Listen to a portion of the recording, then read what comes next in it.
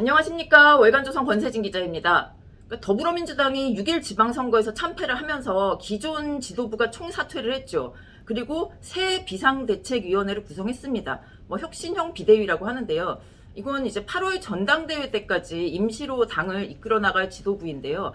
놀랍게도 이 비대위의 위원장에 사선 우상호 의원이 의원들의 만장일치로 추대가 됐습니다. 투표한 건 아니고.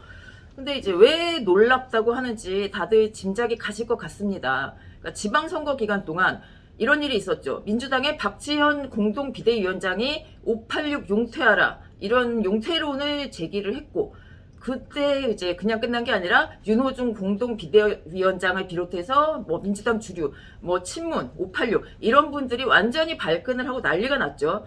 사실 이 박지원 위원장의 말은 너무나 맞는 말이고 국민 정서에 맞는 말을 한 건데 선거에도 도움이 되지 않을까 싶었는데 당내는 난리가 났었습니다. 결국 박지원 위원장이 사과를 했죠. 그러다 보니 새 비대위는 누구를 중심으로 구성될 것인가, 그게 상당히 이제 관심사였습니다. 사실 그동안 이제 박지원이라는 젊은 정치 신인을 데려다 놓았는데 당 입장에서는 이제 쓴맛을 본 거죠. 실수? 이런 실수는 이제 다시 할 수 없다. 이런 생각을 한 게 아닌가 싶습니다. 그러니까 다시 그런 정치 신인이라던가 청년이라던가 이런 비대위원장을 아무리 얼굴마담이라도 세울 리가 없다는 생각이 이제 들죠. 그리고 지금 민주당 선거 패배 이후로 친문, 친이재명, 친명 이렇게 갈라져서 서로 선거 패배, 이쪽 때문이다, 저쪽 니네 때문이다, 이렇게 책임 묻고 자중질환 중이죠. 그러다 보니까 이제 새 비대위원장은 외부에서 이렇게 혁신하자 이렇게 데려오는 것보다는 당 내에서 이 내홍을 수습할 수 있는 그런 원로급의 비대위원장을 맡아야 한다. 이런 목소리가 높았습니다. 예를 들면 문희상 전 국회의장, 그리고 김부겸 전 국무총리, 아주 이제 높은 고위직을 하신 분들, 이런 분들이 거론이 됐고요.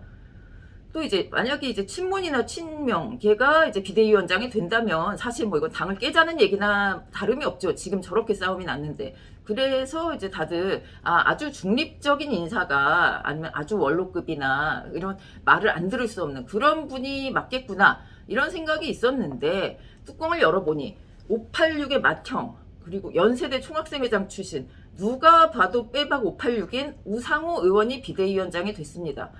이건 민주당 지지자들도 좀 놀랄 수밖에 없는 일이죠. 어떻게 보면 사실 박지원 색깔 같은 건 완전히 지워버리겠다?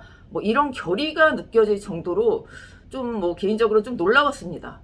근데 일단 민주당이 왜 우상호 의원을 만장일치로 비대위원장을 추천했는지 그 이유부터 한번 보겠습니다. 민주당 쪽 설명은 이런 건데요. 이분이 이제 사선 중진 의원이면서 계파색이 상대적으로 좀 옅은 편이다. 그리고 오래 정치를 했고 당내 인사들과 이제 되게 강경파가 아니죠. 당내 인사들과 두루두루 친해서 지금 같은 갈등을 봉합하기에 이제 다선 의원이기도 하고 적임자다. 이렇게 판단을 했다는 겁니다. 그리고 우상호 의원 이제 몇 번 서울시장에 출마했다가 실패를 하고 차기 총선에는 출마하지 않겠다. 이렇게 얘기하기도 했습니다. 그러다 보니 여러 가지 이 면에서 가장 적임자라는 판단이 나왔다. 이런 설명이 있었고요. 또 뿐만 아니라 아까 말씀드린 그런 원로급들이 비대위원장이 되면 이 혁신형 비대위라는 이름과 맞지 않는다고 판단을 했다고 민주당의 모 인사가 좀 얘기를 했습니다. 근데 이제 문희상은 혁신이 아니고 우상호는 혁신에 어울린다? 저는 참 동의하기는 어렵습니다만 일단 그렇게 됐습니다. 결과가 그렇게 나왔고, 이 새 비대위원장이 해야 될 일은 뭘까요? 8월 전당대회까지 이제 임기는 2달밖에 안 되는데 책임이 굉장히 막중합니다. 이제 거대 야당을 이끌어 나갈. 일단 대선, 지방선거, 연달아 패배한 책임, 원인 규명. 이거는 이제 선거가 끝나면 정당이 반드시 해야 하는 일이죠.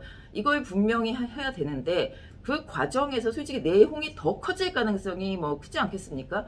이걸 이제 어떻게든 봉합을 하고 전당대회 이제 열고 앞으로 나아가야 되겠죠. 이걸 제대로 못하면, 갈등 봉합을 제대로 못하면 민주당 내 갈등 더 깊어지면서 분당, 정계 개편 이런 것까지 일어날 수 있는 이런 심각한 상황입니다. 지금 민주당은. 근데 그리고 이 내홍을 수습하는 것, 이것뿐만이 아니죠. 8월 전당대회에서 이제 당대표를 선출을 하는데 이 당대표는 임기가 2년이기 때문에 2024년 22대 총선 그 공천 때 이제 저걸 맡게 되게 당대표를 맡기 때문에 공천권을 행사를 할 수가 있습니다. 그러니 이제 당대표 선거가 얼마나 치열하겠습니까?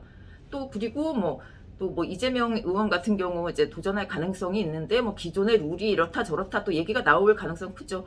룰 바꾸자 말자 아니다 누가 유리하다 뭐 이런 논란이 분명히 생길 겁니다. 이 비대위원장은 그걸 제대로 관리해야 되고요.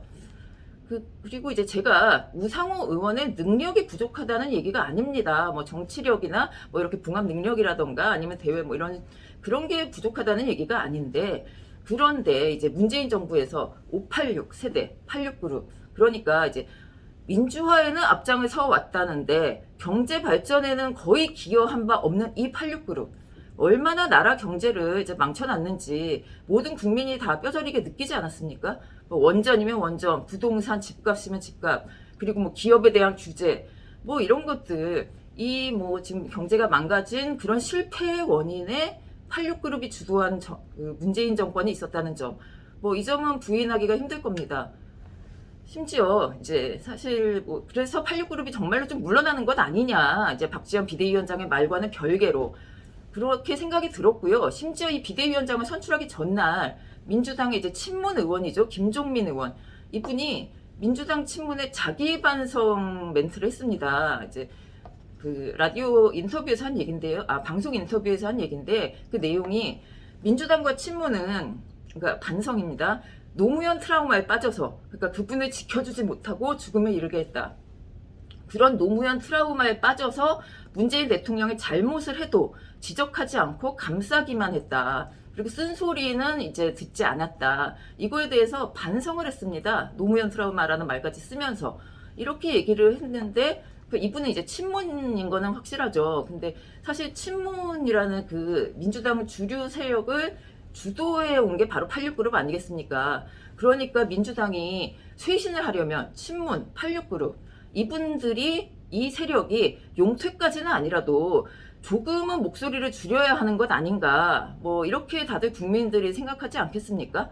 정치라는 게 원래 명분이 되게 중요하고 국민에게 보여주는 것도 굉장히 중요하다는 겁니다. 뭐 일을 어떻게 하는 것도 중요하지만 이런 의미가 있다, 이런 것을 보여주는 게 되게 중요한데, 86그룹 중에서도 사람들이 이제 86그룹인지 잘 모르는 뭐 의원들, 정치인들도 좀 있죠. 근데 우상호 의원 누가 봐도 86 이제 다 알지 않습니까? 연세대 총학생회장 출신 이런 분을 굳이 비대위원장으로 추대했다는 것, 이게 뭐 무슨 뜻이겠습니까? 민주당이, 지금의 민주당은 당내 내홍 수습 뭐 쪼개지거나 뭐 하지 않도록 그거에만 관심이 쏠려 있지, 국민을 위해서 반성하면서 이제 선거에서 진 원인을 분석하고 반성하면서 새로운 모습을 보여줄 뜻은 지금 없지 않은가. 그런 이제 그러니까 정말 이제 우리가 뭐 쇄신하겠다 그런 것보다는 우리는 그냥 우리 빨리 이제 갈등 수습하는데 총 집중을 하겠다, 이런 의지를 보여준다고 저는 봤습니다.